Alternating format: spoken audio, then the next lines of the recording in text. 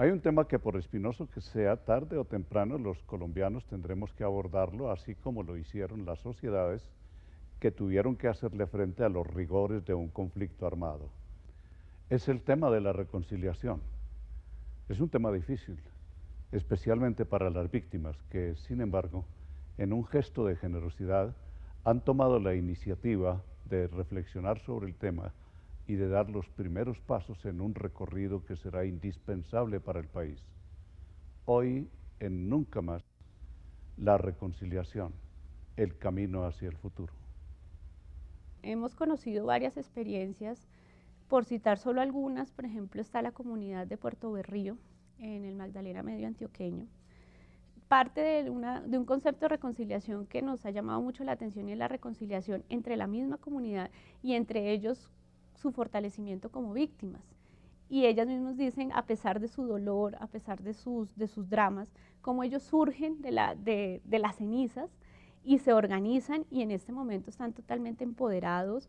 En muchos de los casos ellos ni siquiera tuvieron la posibilidad, pues muchos son desaparecidos, la posibilidad de un entierro, de saber dónde están sus familiares. Entonces lo hacen a través de actos simbólicos que son representativos, y es una reconciliación casi que con ellos mismos y con su dolor.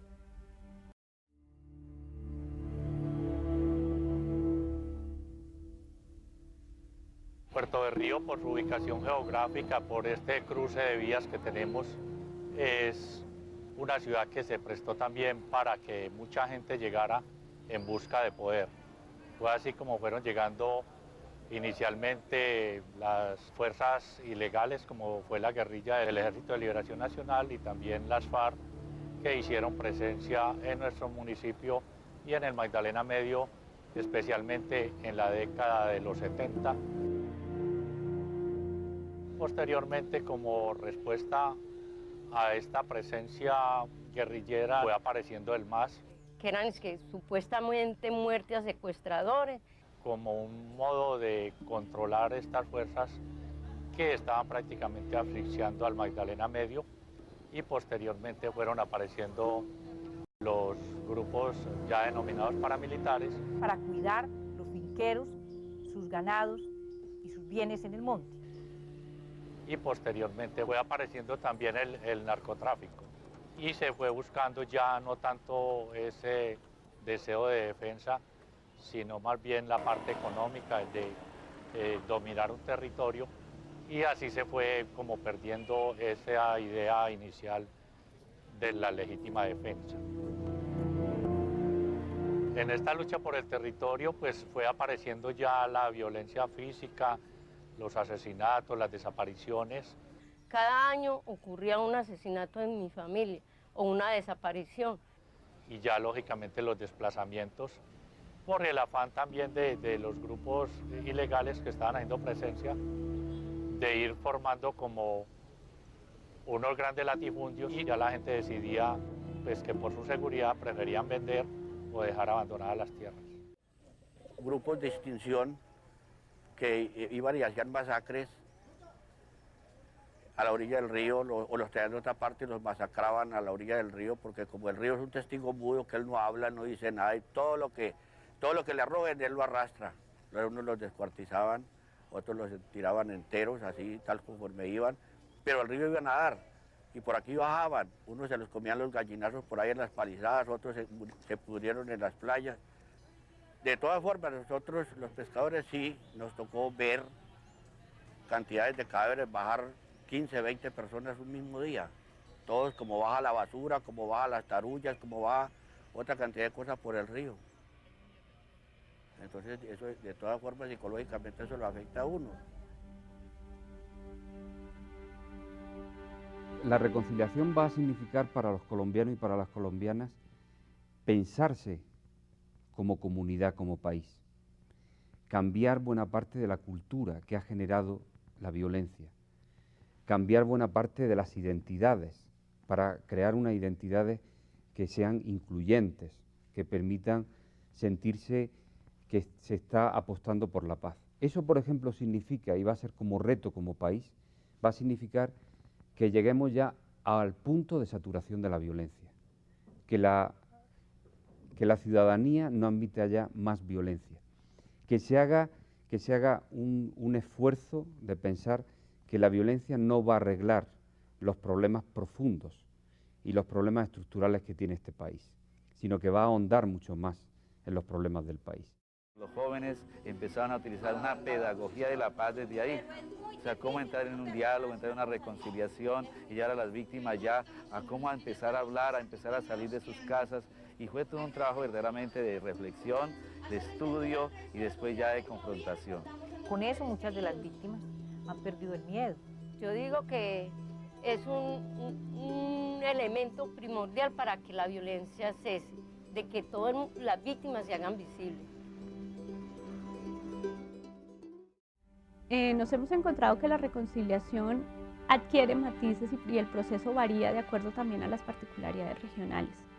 Entonces, en algunas comunidades empieza por el fortalecimiento de las víctimas, empieza por su reconocimiento del dolor y del daño del que fueron objeto, y en ese sentido entonces se hablaría de una primera reconciliación a nivel interpersonal y a nivel comunitario. El año pasado tuvo un ingrediente nuevo que fue de pronto un acto simbólico con el río. La reconciliación fue más que estas víctimas del conflicto que vieron cómo el río se llevaba las vidas y los cuerpos de sus seres queridos. Entonces ellos empezaron como en sus imaginarios a crear cierta distancia hacia el río. Entonces, ¿qué hicimos nosotros?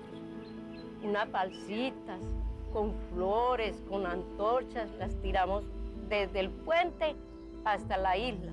Las víctimas lloraban, veneraban a ese río, porque allá se suponía que estaba su cuerpo de su hijo, de su hermano, de su esposo. Nos reconciliamos fue con el medio ambiente, no en sí con los perpetradores. Fue la reconciliación con el río. Que quede bien claro eso, con el río. Porque el río llevó en sus aguas muchos cadáveres, muchas vidas, pero no fue culpa del río, sino culpa de otras personas que se aprovecharon de ese río. Por eso me parece a mí que es toda una cultura, ¿no? Cambiar una cultura de muerte que se ha creado en el río, pasar a una cultura de vida. Esa reconciliación es dar ese paso, ¿no? Normalmente se relaciona la reconciliación con el victimario o con el perdón. O sea, siempre se asocia que la reconciliación conlleva el perdón, y nosotros decimos desde la Comisión Nacional, no necesariamente. El perdón es un proceso individual, y así se lo decimos a las víctimas, es un proceso que cada cual elabora, y es casi que un acto de liberación y de libertad para cada una de las víctimas. Pero para la Comisión entiende que esto es un proceso social y político, y en ese sentido significa reconstrucción de relaciones de convivencia y también fortalecimiento de los escenarios de participación y ciudadanía. Entonces, así tratamos de llegar a las comunidades como en esa otra perspectiva, y es vean la reconciliación desde una perspectiva y una visión mucho más amplia de la simple relación víctima-victimario. En un tiempo fuimos enfrentados por la guerra, y entonces con Doris tuvimos lamentablemente un impasse en años pasados, y desafortunadamente era algo que la hería a ella, a su familia y a toda la gente de la comunidad, porque eran 3 personas que desafortunadamente iban a desaparecer dentro de ese proceso militar. Ella me perdona y me dice, yo te perdono a vos lo que pensás hacer conmigo, pero entonces hagamos algo por las otras personas que de pronto en un mañana se pueden ver involucradas en este proceso.